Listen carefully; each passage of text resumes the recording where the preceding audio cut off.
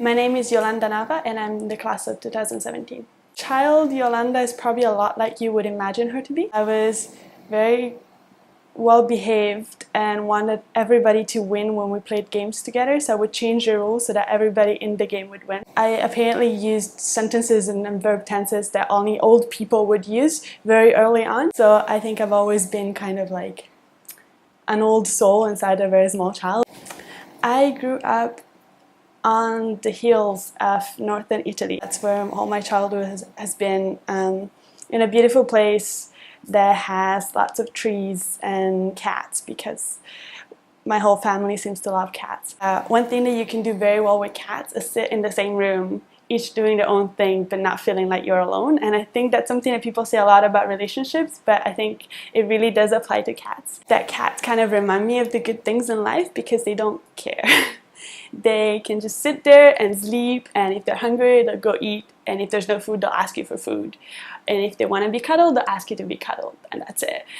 They have their priorities straight. But my parents work or have worked as guards. So I've actually been like in nature most of my childhood. I'm very close to both my parents. And actually I remember growing up I was very worried because somewhere I read, this was maybe elementary school, I read that when you become a teenager you start fighting with your parents a lot, and I was so worried because I didn't want to start fighting with my parents. I love my parents, and in fact it never quite did happen.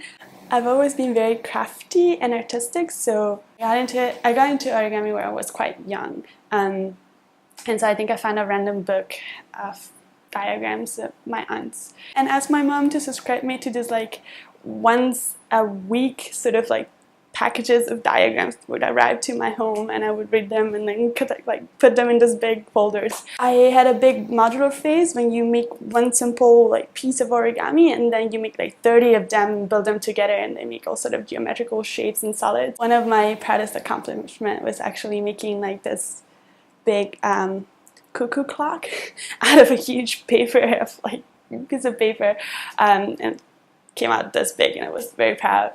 I really like math, and I've been, I say this a lot, but I've been actually like the captain of my math team back in high school. And then the other part is the people who know me as like a nerdy person who really likes math and video games are also very, very surprised that I did synchronized swimming for about a year and a half.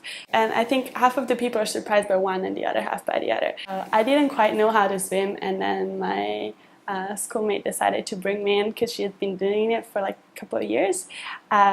So the instructor threw me underwater and told me to swim, and I swam. I think it's hysterical because if you just look at it, it looks a little bit silly, but kind of gracious. You have all these legs coming out of the water at the same time. And then if you're underwater, you see this bunch of people screaming at each other to like move aside, trying to reach their new locations. And literally, sometimes they had to scream underwater to make sure that we all came out at the same time. I love food. I think I really enjoy actually the act of cooking. Big kitchens with people cooking in them are always a great pleasure to see. I think tomatoes have always been like a thing that I like really admire. It's such an interesting fruit. Food is not very different from other things in my life in that I love it more when it comes with a story.